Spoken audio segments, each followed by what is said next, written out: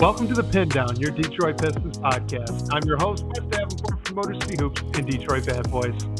And I'm Blake Silverman, writer for Detroit Bad Boys, covering everything Pistons, and news writer for Sports Illustrated.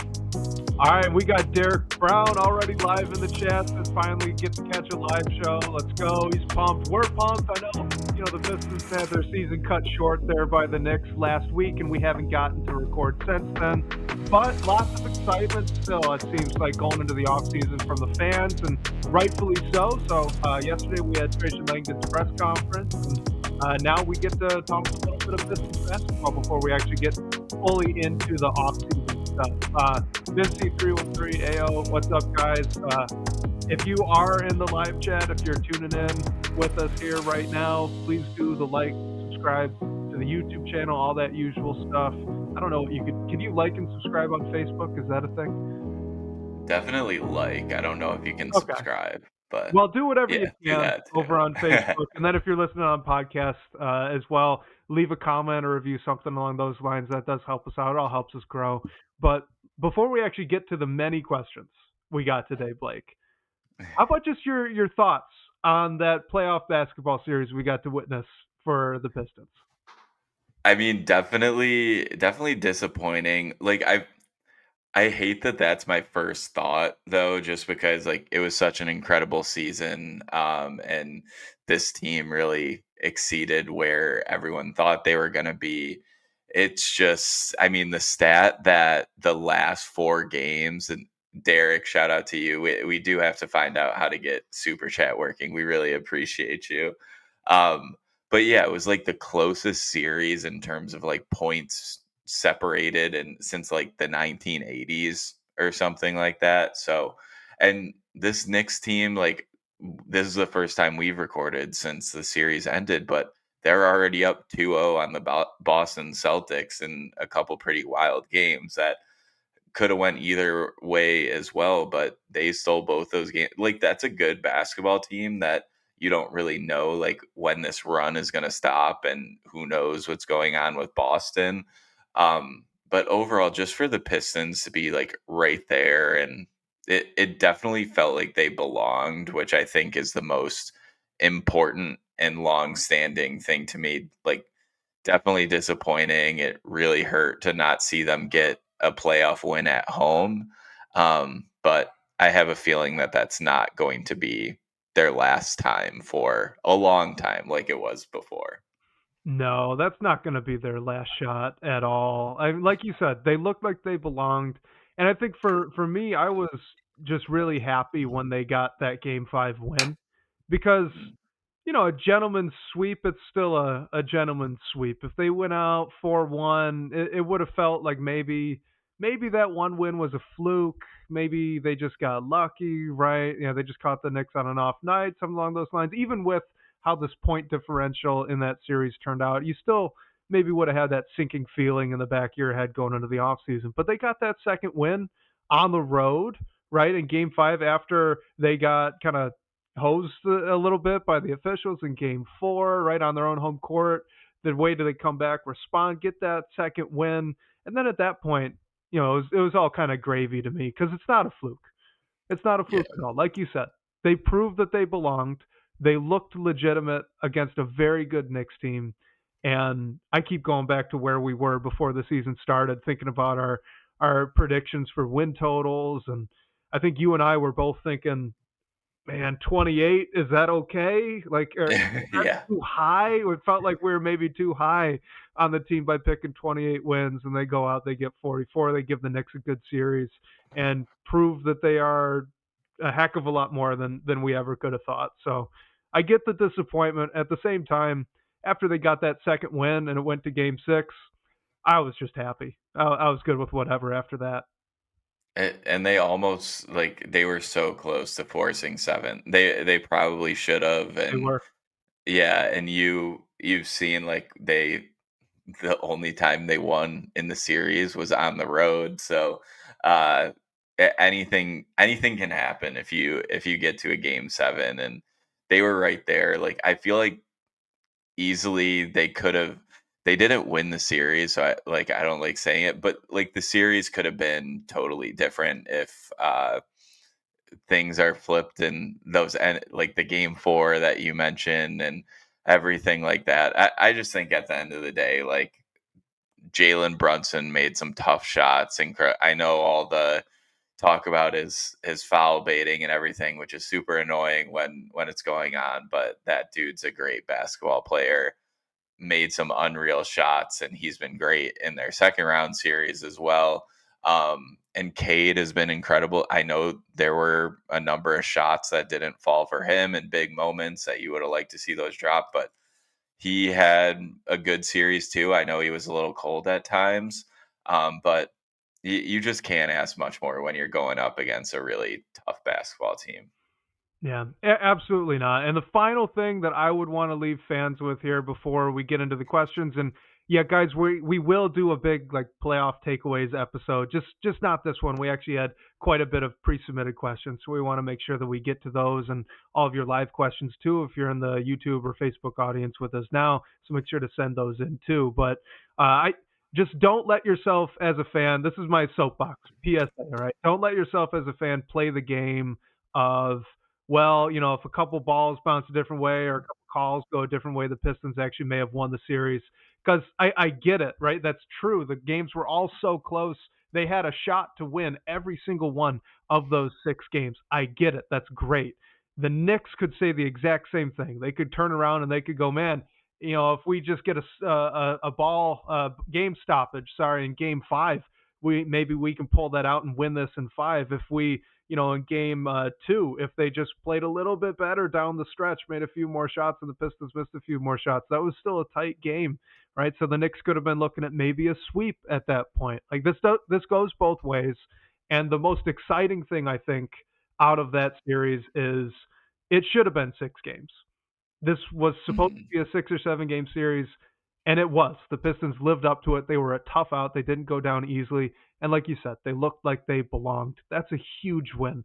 So don't do the revisionist stuff. Be happy with what we got because it was incredible. It was incredible.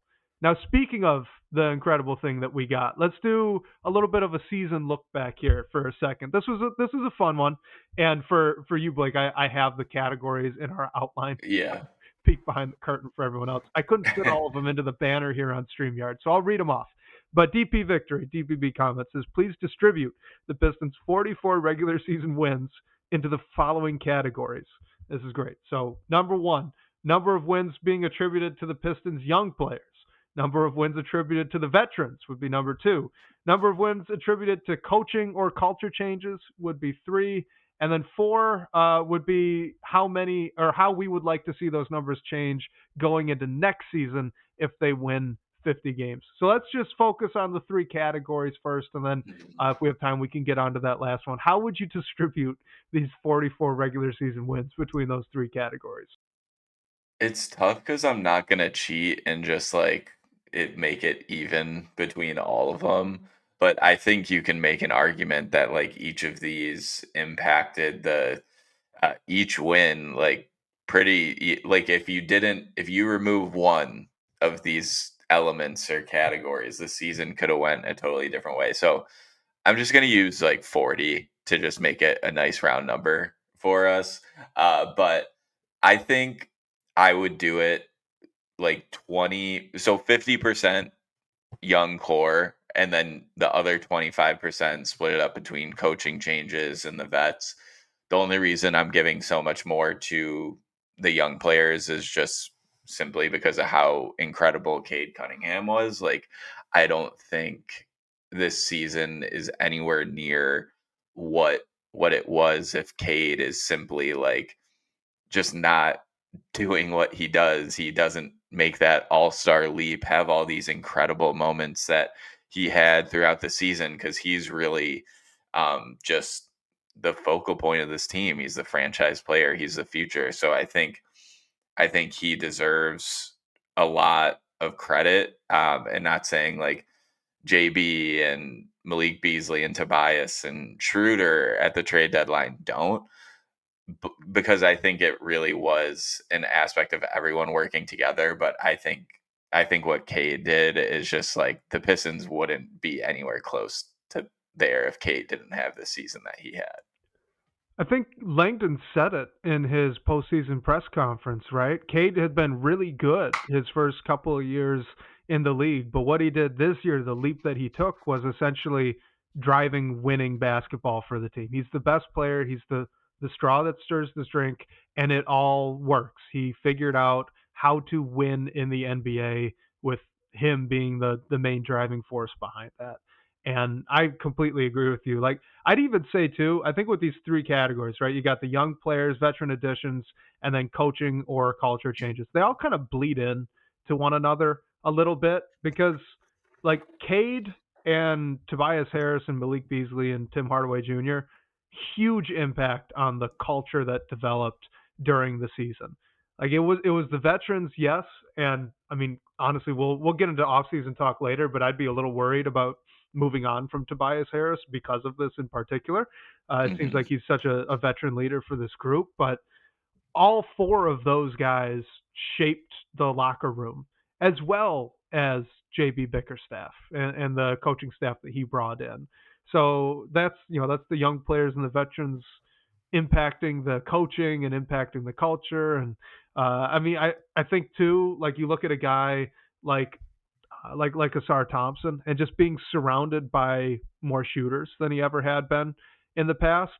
That's fantastic, right? That certainly helped him when he didn't necessarily have an off season last year where he could have worked on his game. So to acclimate as quickly as he did, and to still be put in situations with not the best spacing, but still to be flanked then by a lethal shooter like Malik Beasley, for example, that helps. That did a lot for him, for Ivy too, early on in the year. So, like, I think I'm with you. It'd probably be yeah, I do your exact same percentages. Split it in half. So you go 50 to the young players, most of that being Cade, and then our other two categories with coaching and the veteran additions. That being splitting the other half. That feels right. Let's also look at some playoff question here. This is just a general one, but so this is Turia. Hopefully I said that right. In the DVB comment says, "Is it fair to say we are at a saturation point of sorts with parity in the NBA, where pretty much anything can happen in these playoffs?" So they expanded a little bit on the comment actually in the comments, the DVB comments for the article that we had posted, and couldn't fit that all here, but essentially kind of comparing it to the NFL, where there's a little bit more randomness with the matchups, and perhaps we're even seeing that with Denver stealing a game against OKC and the Knicks being up 2-0 right now. So, what do you think about parity right now in the league? I think I mean, I think it is in a good like there definitely is an element of especially this season that anyone can win the championship. I do think this playoffs is a little strange in general cuz like the Pacers are up 2-0 on the Cavs right now who don't have Garland, and the Knicks are up 2-0 on Boston after some like wild finishes, and then you go to the West, like Houston's the number 2 seed, and they draw the Warriors in the first round, and but then it's like how much longer are the Warriors going to go?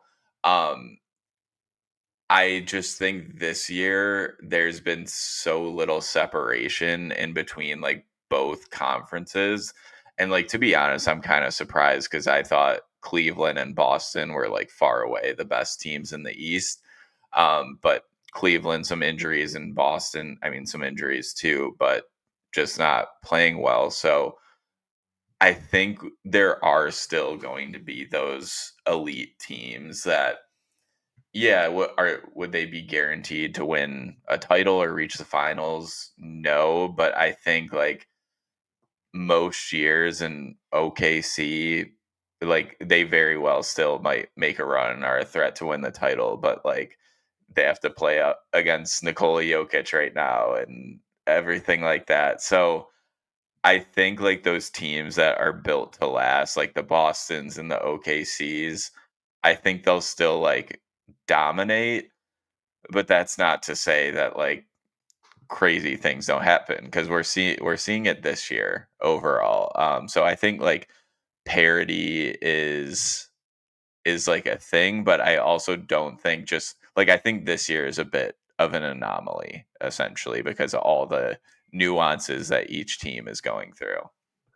Yeah, like I think the NBA is definitely in a better place than it was during that whole super team era. It is much more Yeah. balanced right now, which is great. And like your top of the league type teams like, Boston and to some extent Cleveland and even OKC, a lot of it is homegrown, which is really cool and fun to see from a fan perspective.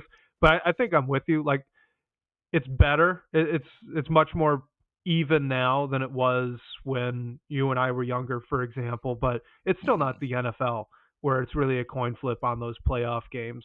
Like you said, so the Cavs being so hurt, that's absolutely why the Pacers are up 2-0 on them right now. And even in that, the Cavs had a shot to win that second game, and they kind of blew it there. Unfortunately for them, fortunately for the Pacers. I kind of like the Pacers, so I was cool with it. But regardless, I also think you look at the matchups in this year's playoffs. Like you mentioned, Golden State. That's not a usual 7 seed. That Mhm. Warriors team that adds Jimmy Butler there at the deadline. You look at the Pistons Knicks series. Would the Pistons really have given the Pacers a better shot than the Bucks did? Maybe, Yeah. maybe it's hard to say, but you do know that the Pistons were a particularly tough matchup for that Knicks team with the way that they were built.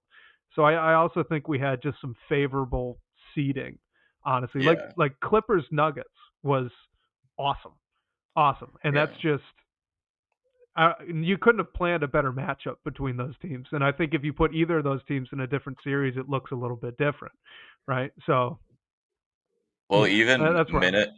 Minnesota and Lakers, like that's a good Right. matchup for Minnesota and bad for the Lakers, and the 6th seed wins that series. So yeah, I just think this year because there was so little separation in each conference. I mean, remove your OKC in the West and Cleveland and Boston in the East, but like the rest of the teams in on both sides were pretty close together, and then you add this like what's going on with Cleveland and Boston right now, and OKC has to play Jokic. Like I think it was just a perfect storm of upsets and Yeah. craziness in the playoffs.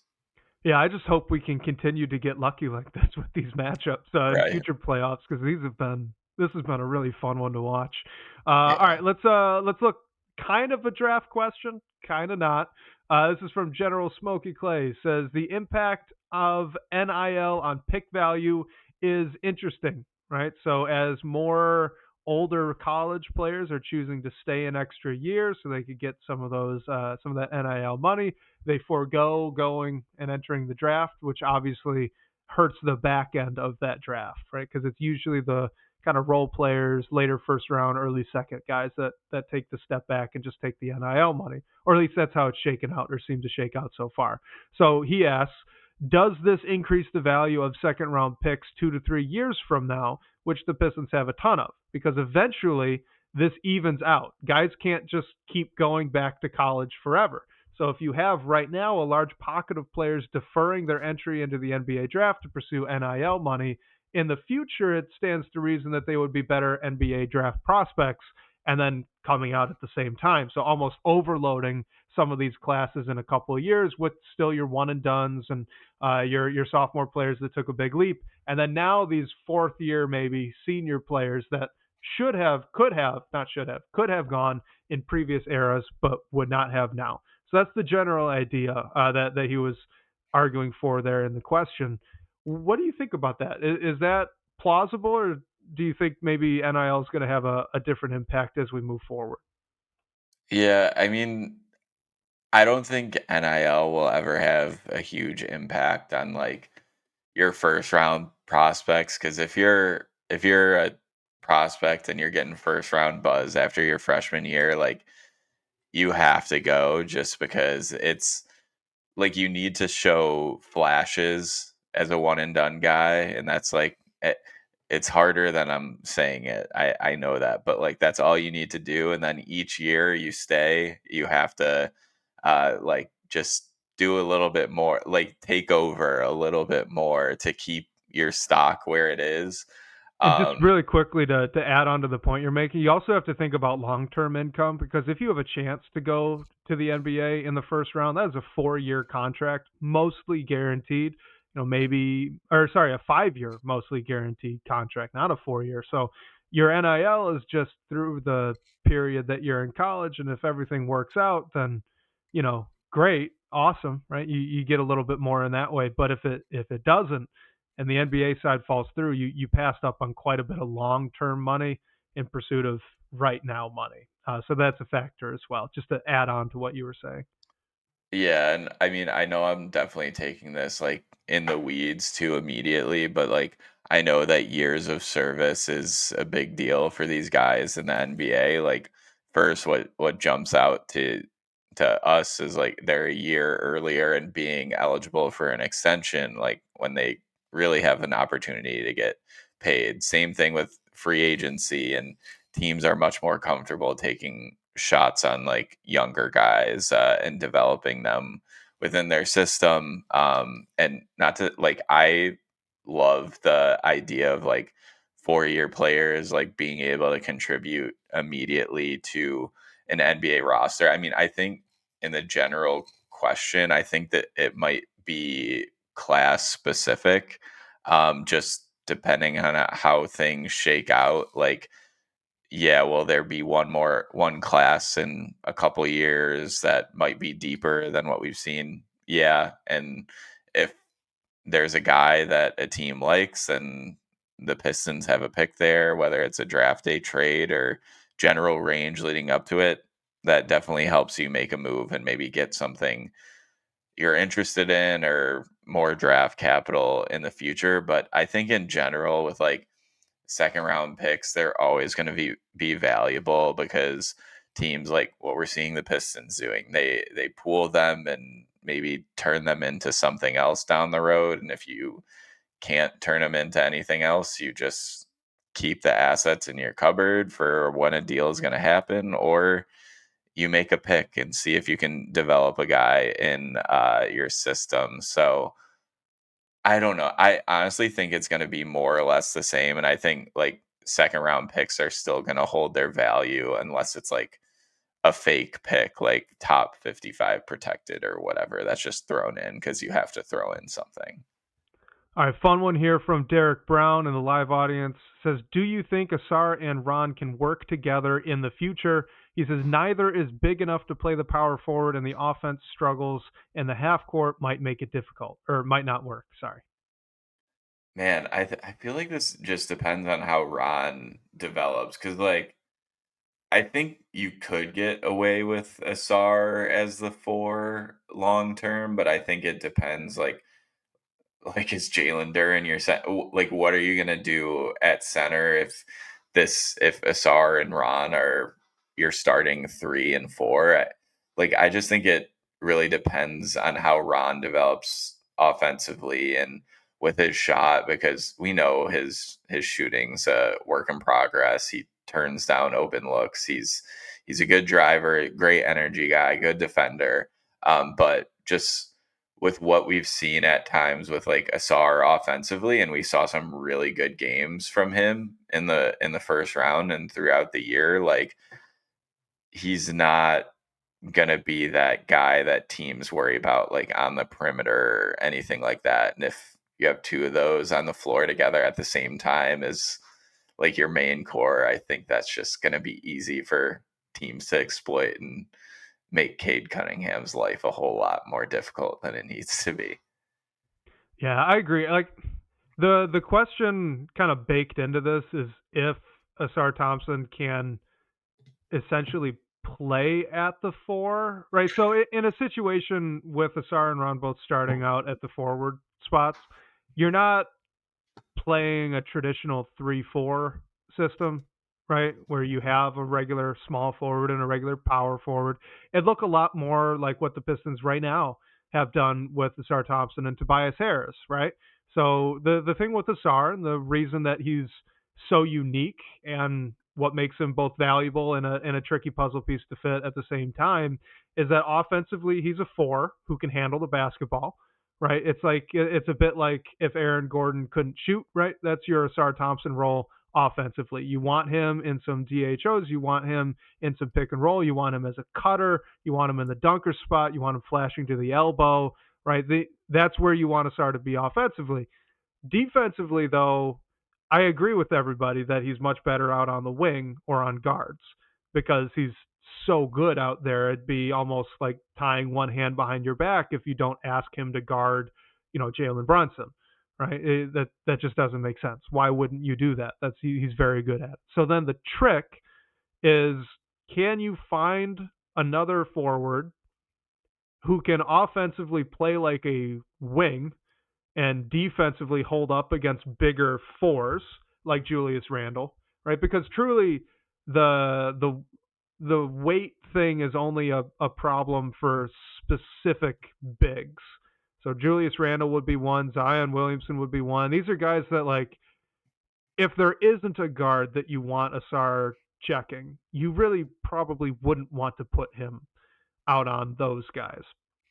But like Pascal Siakam, yeah, I'd be cool with it. I'd be fine with that.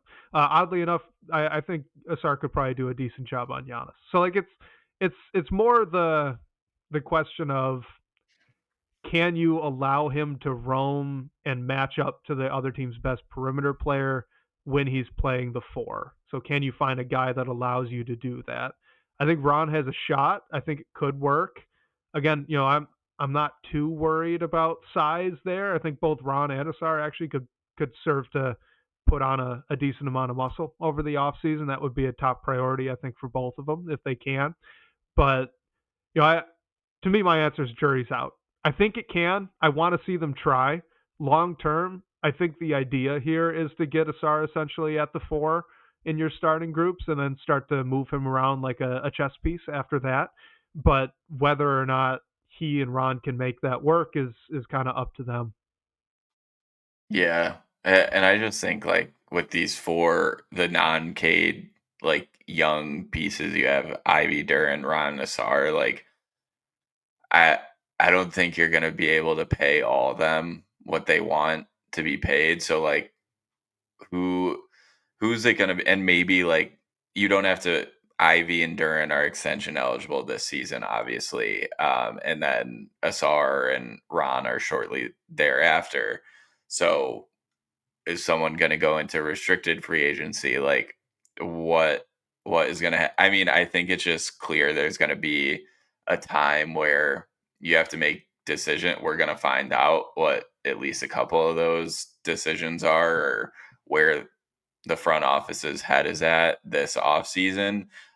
It's just like a lot of a lot of money, I guess, and it's not going to work out, and they need to figure out how to maintain like the flexibility that they've had in recent years. Yeah. And the only other thing that I want to add is just, I think the upside here is so ridiculously high. I mean, this is still a wing and forward league. As many great, guards and bigs as there are scattered around the NBA right now, success is still mostly driven from that 3 and 4 spot. So if you can find a way to get those two guys to work together, like if Ron could just be maybe 35, 36% from three in a year or two, that would be huge. If you could get Asar and Ron, like I mentioned, to bulk up a little bit so they're both position flexible in who they guard, that would be huge. Like I know it's prognosticating a few years out, but if you could get a fully developed Cade, Ivy, Holland, Asar, and then like a stretch big like a Miles Turner, right, who can shoot and block some shots, that is awesome. That would be an incredible starting five. I don't know how you can afford to do that, and it gets tough Yeah. now. Ivy's coming up on an extension, Asar coming up pretty soon. Cade's getting more money now. Like it gets difficult, but that's the mold of something that could take down a Boston or could give Cleveland trouble. Like those types of teams and be flexible enough to do whoever the next team that's like that is, right? So I think it's worth pursuing. I don't know if it's going to work, but the upside's awesome. Yeah, yeah, 100%. I think you're still I mean, I would probably be and it's weird saying this about, like, Ron after his rookie year, but, like, I think that they're both, like, trending towards getting an extension. I mean, obviously, there's still plenty of time to go, but it's just like, what does that mean for everything else, and how can they improve to, like, make some of these conversations and I guess, like, fits a little bit easier to make, so the rest is just plug and play around them. Since we were just talking about extensions, let's look at this one here from Chuck Wagon. It says, what are some benefits and costs of extending Jaden Ivey and Jalen Duren this offseason, somewhere in that $25 to $30 million in salary range? Is that I'm assuming they mean, like, each for this? Yes. Like, Yeah, each of uh, them being in that 25 to 30 range. yeah, I mean, I think the benefit is, like, you lock some of these young pieces down, they don't take you into restricted free agency and see what happens there and potentially have to pay them a lot if you wanna keep them. I mean, I think the costs with Ivy is, like, he had a great season up until he went down, and then you missed all this time, and honestly, like, the biggest cost to me and we've had plenty of discussions about Duran as, like, a defender, like, is he the starting center for the long term? I think the biggest cost to this would be, like, related to what we were just talking about, like, you have Asar that's coming up to be eligible for an extension a year later, and then Ron Holland after, like, honestly, thankfully, the Pistons don't have a first round pick that they'd want to extend this year because you're just not going to be able to pay all these guys. And I would be. I would be worried about if I gave like Ivy and Duran that money, like what it would mean about if I'm gonna go ahead and pay Asar Thompson and then pay Ron Holland. Like what if Ron Holland develops into a max player? Like is that likely? Probably not, but, like, what if he does? And then you have all this other money locked down, like, we've seen even back like, Troy Weaver did a ton of wrong, but he, like, prioritized being flexible. We heard him say that a lot. Langdon, it seems like he's wanted to do the same. The only, like, real money he has committed beyond this season is Cade's extension and Tobias, which is now an expiring. So, I think the Pistons are gonna get in a team that, get to a point where they're a team that has a lot of money on the books. Like, I don't know if they'd be flirting with the luxury tax or anything like that. Um, but I think just the main worry in like extending those two at a bigger number. I mean, that's not crazy. It's not anything near a max, but it's like you have these two other wings who you're gonna need to make a decision on shortly thereafter. Yeah, and it the long-term money of this is so tough because yeah, the cap's going up, but that also means max slots also continue to increase in their size, even that post-rookie max. I don't think that Asar Thompson's necessarily trending to a max contract. So and neither, I mean, as we know from having this conversation now, neither are Jaden Ivey or Jalen Duren. So really the only alternative or the only one that could be is Ron Holland. And I'm with you, like as much as I'm bullish on Ron Holland's potential, I would never guarantee that he's going to get to a level where he's going to get a max contract. So, like the flexibility part here could be intriguing. Like, so I'm with YouTube user too. Where'd that comment go? Yeah, he says one of the costs of extending Jalen Duren to that contract would be that you have a vastly overpaid center. Yeah, the 25 to 30 would be quite a bit for Jalen Duren. For we've talked about it a million times, but this is still a not great defender, lob threat, only big, who's a better offensive rebounder than defensive rebounder. And I know a lot of people want to talk about the passing, rightfully so. He's very good in dribble handoffs, but the Knicks begged him to beat them in the short roll, and he did not. So there's there's obviously still some work to do in that passing space, which we can talk about more as we get later on into the off season. So I think it might be. I would be open if the average between these two contracts is between 25 and 30 million. Like if you gave Ivy 35 for 4 years or whatever, and then Duran like a 3-year 20, I think I'd be okay with that. It does give you flexibility, adding another contract in that 15 to 20 million dollar range. If I mean, I doubt that he would, but if Duran would accept that, then that's great. That allows you to match larger salaries in future trades. I think you'd have to wait until after this first deadline, right? If you sign the rookie extension, yeah. So when we get into next off season, then we would be able to, or Langdon would be able to make that kind of trade. So having Yeah. another, $20 million that you could theoretically pair with an expiring 26 from Tobias Harris, and now we're talking about a 40 or $50 million player if you wanted to make it that type of big swing sort of trade. So I think the flexibility here would be good. Ivy too, like if you could get him on a contract around 30 to 35, that'd be great. That's not an overpay, and that's we're getting close to that just being the going rate for a good starting guard in this league, which is insane. So I think that that's something worth pursuing. But yeah, that'd be high for Duran, I think. Yeah. Um, yeah. I just think it's so tough because with like Duran, I kind of look at the extension that Stewart got and say like, okay, let's be around there, probably a little bit above. But in that general idea, which was a very reasonable deal, is that Yeah, and I get something that. yeah, is that something he would sign though? Right. Yeah, that's and yeah, what YouTube user brings it up, you can find like another center too if you need to, and you don't want to vastly overpay one. Like I agree with that too.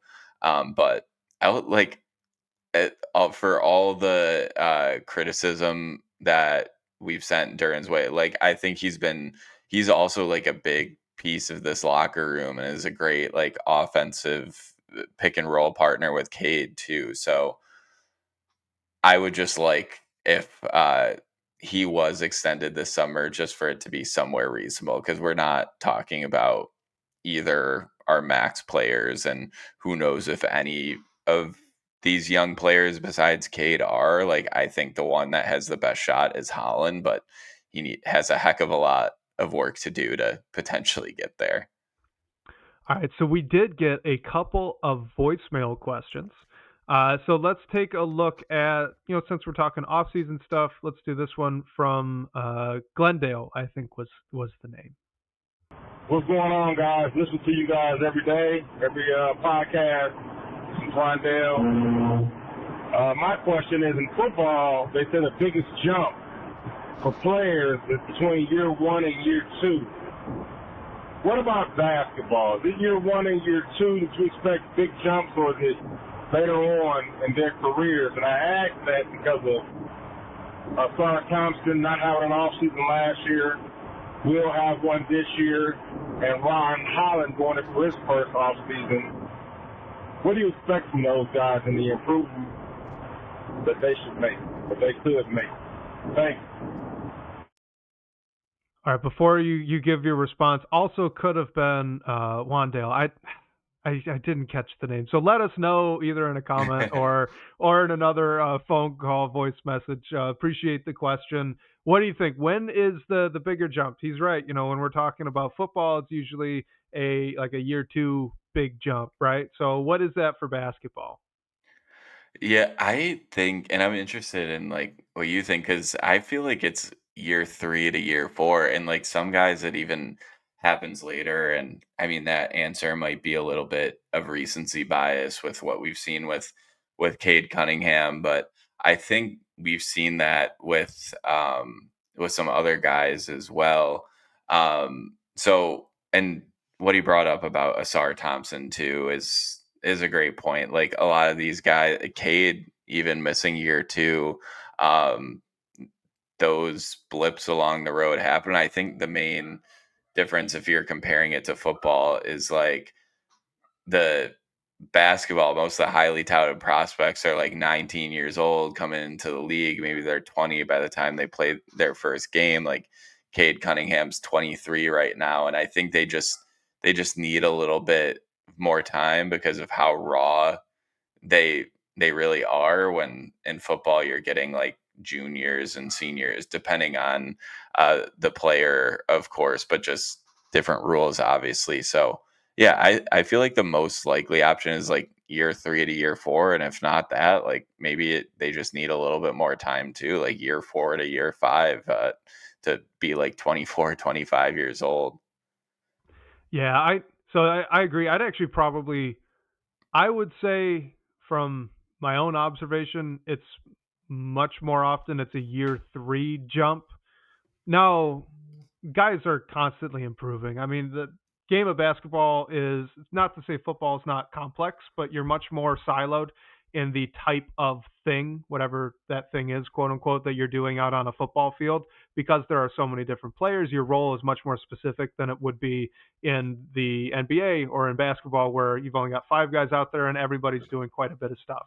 So I think it just naturally is going to take a little bit longer for guys, like you mentioned too. They're younger when they get into the league, but it seems like it's a year 3 put you on whatever train track you're going to be on for the rest of your career, right? For the Hmm. most part, the guys that look like they're going to develop into a star, they look like future stars by year 3.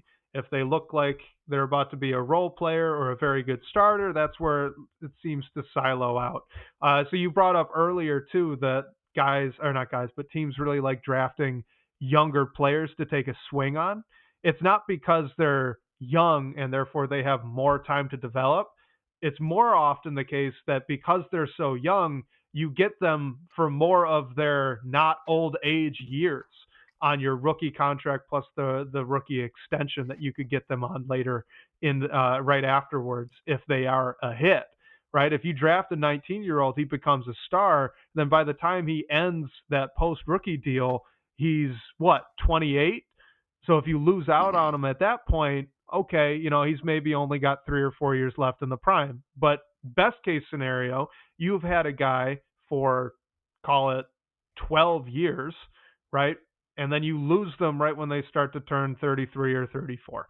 So there's really the advantage of the younger age bracket in the NBA, because the contracts are so long and you have the team options baked into the rookie deals. So all this is to say, yeah, YouTube user is on it as well. Year 3 or year 4, I think it's Hmm. usually year 3. Like whatever track you are on by year 3, that's pretty much what the player is going to end up being. I mean, just try for fun. You guys don't have to, obviously, Blake, you don't have to respond, and if you're playing along at home, don't have to respond. Just think for yourself. Try to name players that took a huge leap in their second contract. It's Yeah, not and a lot. it normally just doesn't happen that way. Yeah, it usually just doesn't. Even a guy like Giannis, by the time he got to the end of his rookie deal, was looking pretty dang good.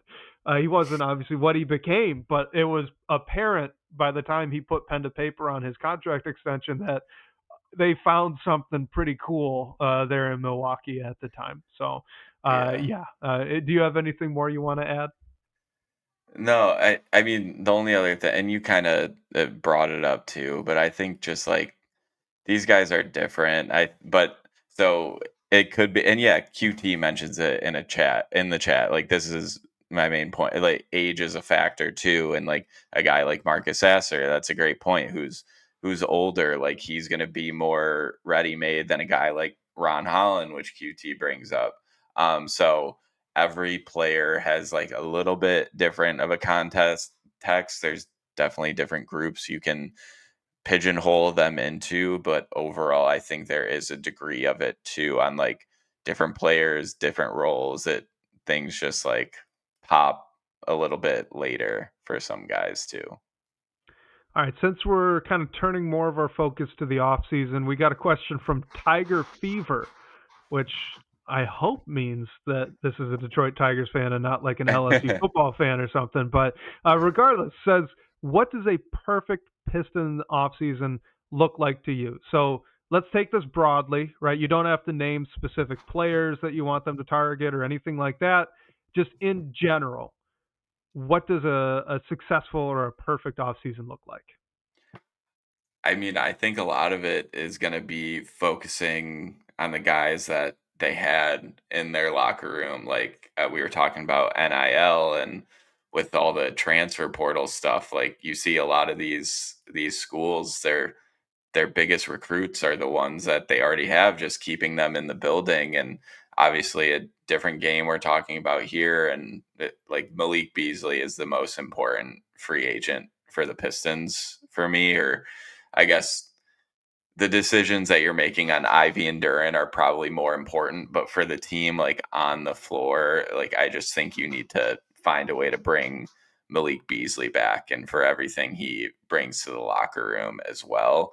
Um, so I think a lot of it is just locking down Beasley for whatever his contract ends up being, however long it is. If Langdon decides he wants to extend Ivy and or Duran, just not like if you can work out a deal by all means, but hopefully it's not one that just shoots the Pistons flexibility in the foot and turns into a bad contract by the end of it. And also like I feel like we haven't I guess I haven't thought much about like what are they going to bring back THJ or Schroeder. But I think especially THJ, if he's going to come back, I think just getting him on basically a veteran minimum or a little bit above. Like I think the perfect off season for me is just sort of sort of like running it back and seeing what you have more. You overachieve, like see if it's for real and can last like more than just a season. But with doing that, like don't overpay and I guess just cripple your future. I think I I am all for patience. I do not want the Pistons to take a big swing for a home run or Hmm. like add a big time scorer or anything like that. I think the ideal scenario for this offseason is you are still giving Jaden Ivey that chance to be your number two option. Whether or not he becomes that, I don't know. I'll say it wasn't trending in the right direction by the time he got injured. I think he was playing better. He was learning how to play off of Cade better, so that fit was working more effectively by the time he got to the end of his season. But his points total was also going down at the same time. He started off scoring quite a bit more, and by the end, I think in January, he was at like 17 points per game. So it wasn't trending in the right way for him being a number two option, but I still think that you want to give him a chance to do it. The trouble, though, with completely running it back next year is that you do have to make a contract decision on Jaden Ivey and Jalen Duren. Hmm. And part of that decision has to be where you think this roster is going to end up next season and the year after and the year after. So I don't think you can afford to not make a choice on those two guys. I don't know what the right choice is. I know I have my Yeah. preference. I don't know what Langdon's preference is going to be. But just looking at this practically, it doesn't seem likely unless you could get Duran at a very cheap price, or unless you could get Ivy on some sort of huge discount because he was hurt, that you're going to extend both of these guys, which means that you either need to move them this offseason or at the deadline, and that's it. So I think I want them to swing for a double if they can. I want them to swing for a double. I think you look at the starting five that you trotted out last year, and I can tell you that there are four spots guaranteed to be the same as they were but they had 5 starters, right? So of the 5 guys of Cade, Ivy, Asar, Harris, and Duran, I want them to pick 4 of them and upgrade on the 5th. Whoever Mhm. the 5th one is, be that Duran, be that Ivy. I'd be worried about upgrading over Harris, but if Trajan Langdon thinks that he can, by all means, go that route as well. But most likely, I still think the pivot points here are what are you going to do with Ivy and Duran? What's their contract situation? And if either of them seems like we're not going to sign to a big extension and really make part of this core for the next 4 years, then need to act accordingly. Yeah. Yeah, it's tough because I think like you said, the decision with Ivy and Duran is so critical, and, like, I just don't wanna be the one to make that decision, so I'm happy that I'm not because it, it it's a big deal for, like, what is this team is gonna look like, and I guess what they can do for, the length of those extensions, and if something, like, really goes wrong or doesn't work out, then it's just, like, money on your books, and I don't think either of it will, like, turn into that, but it it could happen. So overall, I mean, I think Trajan has done a fantastic job so far. So like whatever his decision ends up being, I'll like buy in probably and like see it out unless it's like a ridiculously high deal or something like that. Um, but yeah, it's a really tough time to, I guess, be in Trajan's shoes right now, and it seems like he has great people around him too who will, like, help him make sure that the team isn't in a bad position, like, longevity-wise. Yeah. And like I mean all of this goes away if you can get both of those guys on like you said earlier a reasonable contract. If you could do, 4 years 35 mil for Ivy, fantastic. Mhm. That's Jalen Green money. Perfect. Great. Will he take that? Will he want to bet on himself? I don't know. I'm personally a little skeptical. If I were in his shoes, Yeah. I feel like your agent would be telling you to come back healthy and show out and then go to restricted free agency. Same deal for Duran. Like if you want to get the whatever inflation pushed up the Isaiah Stewart contract to be over these 2 years, if you want to give him that deal, then like Yeah. great, that'd be awesome. I think that would be perfect value and that would be worth doing long term. But if I were in Duran's shoes, I would expect your agent to be telling you, no, no, no, try to and continue improve the shot blocking numbers, go into restricted free agency, and see if you could push that number up higher. So I just don't think that these either of them are really likely to be taking the money that the Pistons would be smart to offer them, and then at that point, that means you got to make a call. The only thing I'd Mhm. add to like my perfect Pistons offseason outside of making that decision, because I think their hand is just forced at this point. I want 2 of the 3 veterans back. I don't care which 2 it is. So Beasley, Hardaway Mhm. Jr., and Schroeder. Give me 2 of those guys. That's it. So if it's Beasley, No, Tim Hardaway Jr., great. If it's Schroeder, what if it's THJ, not great. Beasley? That would Really? that would stink, but if it's not Beasley, it means he got paid more than the Pistons were able to give him, That's and at true. that point, it's just a bummer, right? But there's That's nothing they true. could have done. Yeah. That's true. So there's my ideal off season. Let's do. Man, we still have so many questions left. We're gonna leave some of these longer term like trade questions for a future episode because we're running low on time. So apologies to Dave, 10.9 miles north of LCA, Dylan 22, and Lil Ben. We'll get to you guys next week. And then we're going to do one more here and then end on a voicemail question. All right, so here's the next. This is Team Raf. It says, if we assume that Cade is the one All NBA player that we have on this roster here in Detroit, how do the Pistons get the other All NBA, All Defensive Team, or All Star, like either of those 3 players onto the roster? Who would take them to the second round the quickest, basically? I mean, honestly, like, I think it's if it's anyone on the roster right now, it's like you have to hope that Ron Holland develops into a borderline all-star player and hope his offensive game takes a leap. But I think the most likely answer to this question in terms of like how you get this player on the roster is through a trade. And Wes said it, like I agree. I don't want the Pistons to take a major swing like that over the off season. I think they need to really just think about what type of player they're looking for who would complement Cade Cunningham the best, and take this team to another level. Like just be a bucket getter when this team gets it, like sort of what Tobias Harris has been, but just a younger player who has more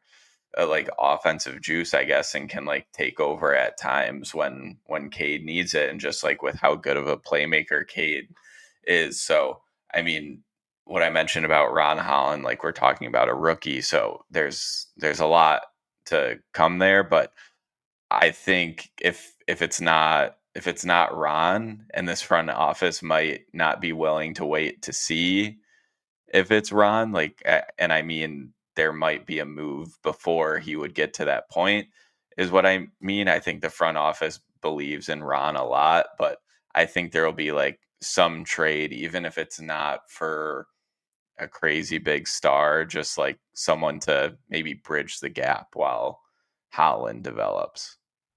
Yeah, I mean, just to like go back to that last question, I don't think that all NBA type guy or the big trade for a big All Star type player is likely to happen this offseason. But I like the ideal case is you give Jaden Ivey the chance to be that guy, right? You give Ron Holland a chance to usurp Tobias Harris in the starting lineup.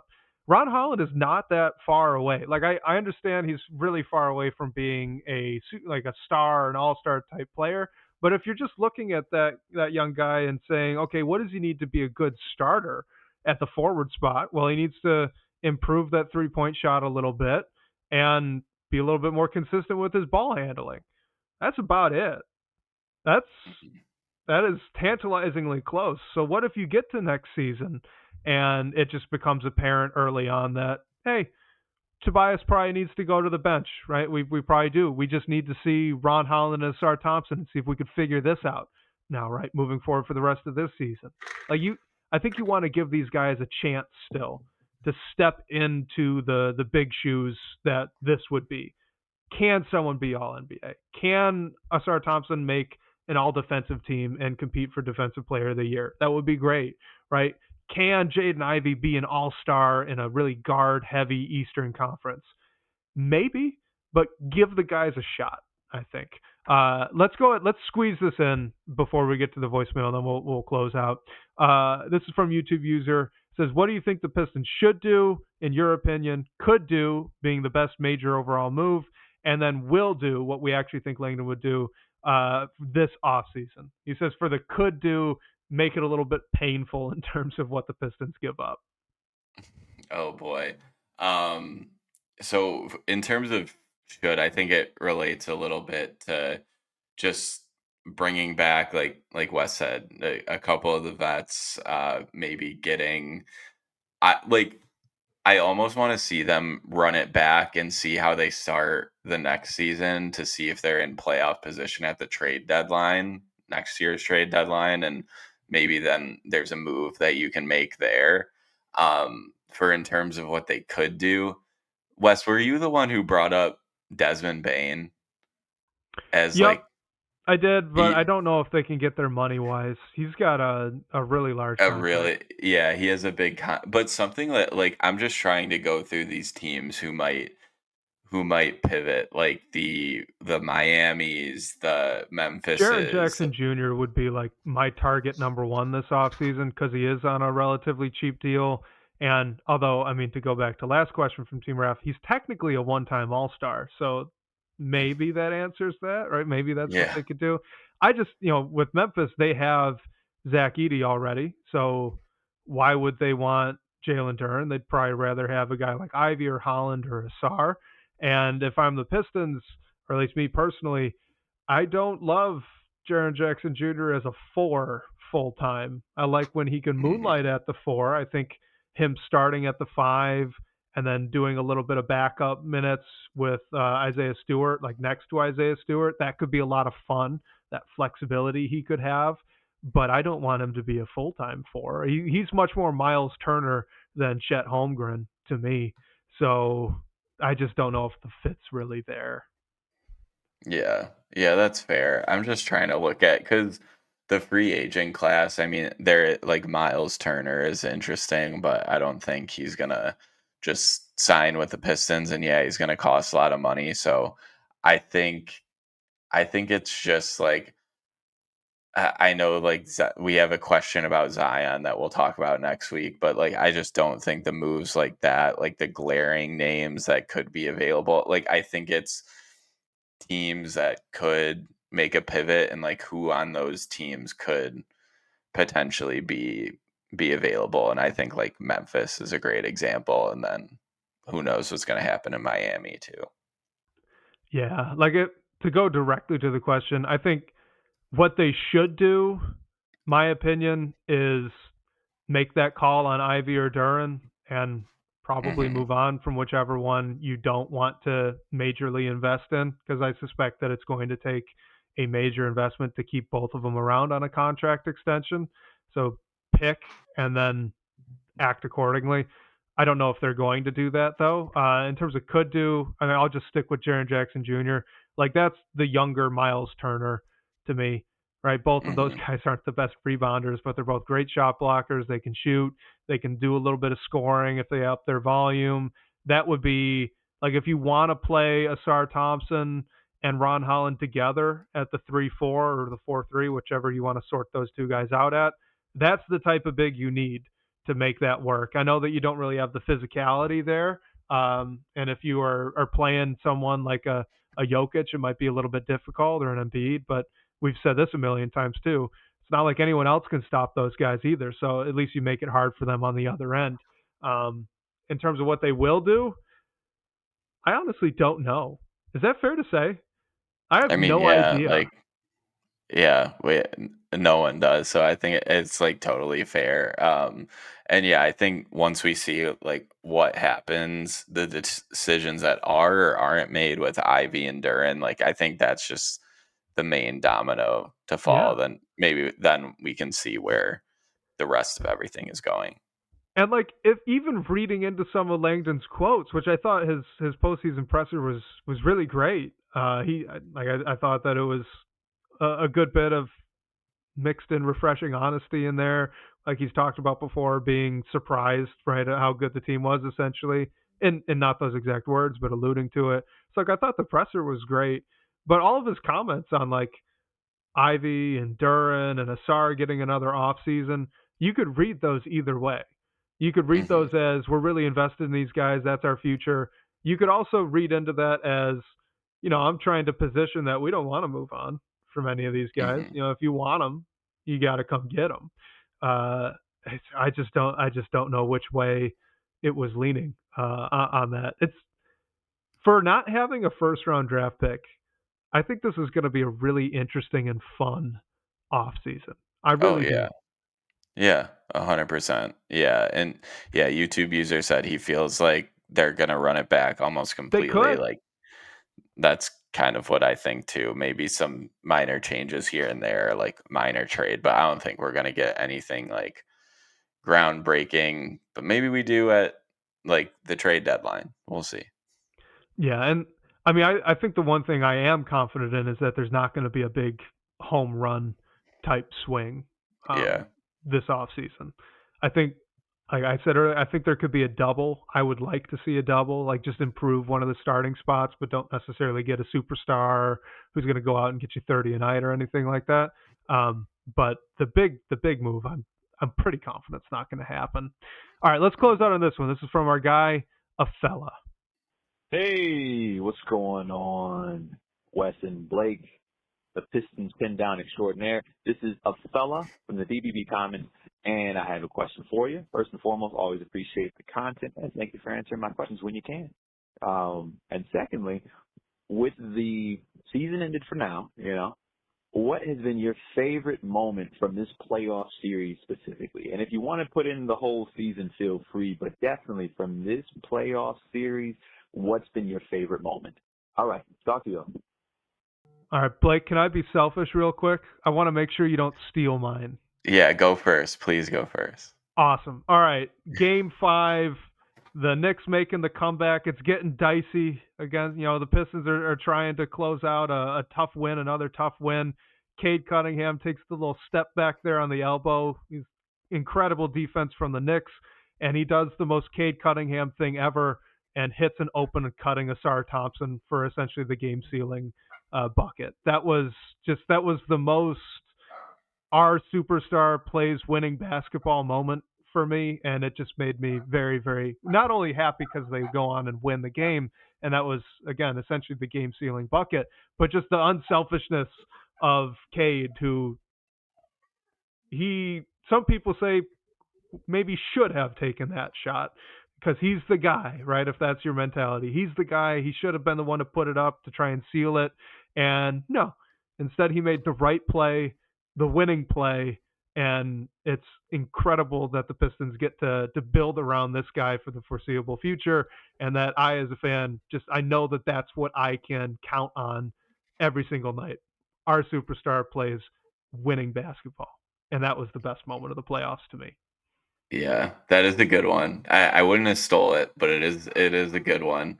I was just gonna say simply the game to win. Like even though Yeah. we both expected the Pistons to win a game in this series, just like seeing them actually do it was awesome, and do it on the road by that matter, and holding the Knicks to I think it was like 94 points in that game or whatever it was. Like it was just a great game, and it just built all that momentum and hype. Like bringing the series back home didn't work out great. We all know how it ended, but I guess just that like feeling of excitement like with that win, and then the days following and leading up to the game, like playoffs being back at Little Caesars Arena, Cade's playoff debut at home, like it was just awesome. And if I had to like break it out to the full season too, I think my favorite was Cade's buzzer beater off the glass in Miami on national TV. Like that was Ooh. unreal. Yeah, if we're thinking whole season, oh, how about Jaden Ivey's game-winning 4-point play? Oh yeah, that's a good one too. Mine's I a think little that more might be recency mine bias, but that was a great one. because that was Because just nuts. yeah, and then Mike Brown gets fired the next That day. Mike Brown gets fired. Yeah, because we had Detroit sports was on a run of firing opposing head coaches, right? Because I think Yeah, that was shortly the after, Bears. yeah, the Thanksgiving game against the Bears. So you had a couple weeks after whoever that coach was got fired, and then the Pistons do it to the Kings as well. I don't know. There's just something about Ivy like having the I don't know the confidence to hold the gooseneck on the ground after Yeah, from like a corner heave that was not a normal looking jump shot. I'm pretty sure when he shot it, like he didn't even gooseneck the finish. He just afterwards did it. It was just one of the wildest game winning shots I've seen. yeah. Uh, We so yeah, that one's up there for me. Yeah, we saw some incredible games this year too. Like Paul Caruso brings Oh up yeah, the other game at the Heat or against the Heat from earlier in the year when Spoelstra called a timeout he didn't have. That was insane too. There were a ton of great yep. like I know the how the series ended was disappointing, but this was a season I'll remember for forever, pretty Oh much. yeah, absolutely. I mean, like I wish I could just be a total prisoner of the moment right after game 2, like you said, because the vibes Yeah. after that game were just immaculate. I cannot remember a more positive time for Pistons fans just Hmm. walking around town, out on Twitter, in the comments at Detroit Bad Boys, like in our comments on the show, like everybody was just over the moon, and it was so fun to see that Yeah. energy come back to Pistons basketball. So, I don't know, you may have picked the better moment, Blake. I think you may have. Oh no. Well, I mean, no. Yours was good too, because I think the vibes would have been like totally different if it was like a 5 game series, like you mentioned. Yeah, fair. No, that's true. That's true. To guarantee the end the streak, the playoff losing streak too. I know they still have the home one, but honestly, that Yeah. one doesn't bother me as much. The playoff losing streak Yeah. needed to end. Yeah. People know they should belong. They didn't go in there and get swept or get Yeah, ousted in 5 games. So, and they ended that playoff losing streak the hard way. a Did it on very the hard way. road at Yeah. MSG after Yeah. almost losing a big lead in the fourth again. So hey, how about that? That was the story of every series. But Yeah, yeah, yep. Still is too. By the yeah, way, look at the Celtics and the Cavs. hmm yeah, incredible season though, with a ton of like great moments that, like, we should go through some even more when we have more time to prepare sometime over the off Yeah. season. We'll do the two things you guys can expect as we're closing out the show here, as we're getting into the off season, we will do 2 episodes. One on just general takeaways from that playoff series, because we feel like we both learned quite a bit about this team and where they stand and about the players on the roster just from that. So we definitely want to get that in sometime soon. And then as well, just a kind of a season retrospective, which should be a fun one. Just looking back, like you said, at all the crazy things that happened over the year, some of the takeaways from the season on the whole, and we'll get to have quite a bit of fun with all of that. So you guys can look forward to that likely in a week where it's a little bit lower on the pre-submitted questions, which was not this week. Again, shout out to our 3 guys, Lil Ben, Dylan 22, and Dave 10.9 miles north of LCA. We didn't get to your questions today. We will either on the next show or one shortly after that. But other than that, Blake, I'll hand the torch over to you. Yeah, and shout out to a fella, and we're not sure if it's Wandale or Glendale, so let us know again. But shout out to you for using the voice line. And Anyone calling can, in the car. yeah. I think that's our first car call. So we've had an international call. Now we've had a car call. It's pretty cool. Yeah, that's the way to do it. But yeah, reminder, anyone can call that number, ask a question, hear your voice on the show. The number for that is 313-355-2717. And special thanks to our guy Sean Corp, the managing editor of Detroit Bad Boys, for supporting the show. And shout out to you guys for the great questions and talking points tonight. We'll catch you next week, whether on your commute or live with us on YouTube. We can't wait to talk more Detroit basketball with you all.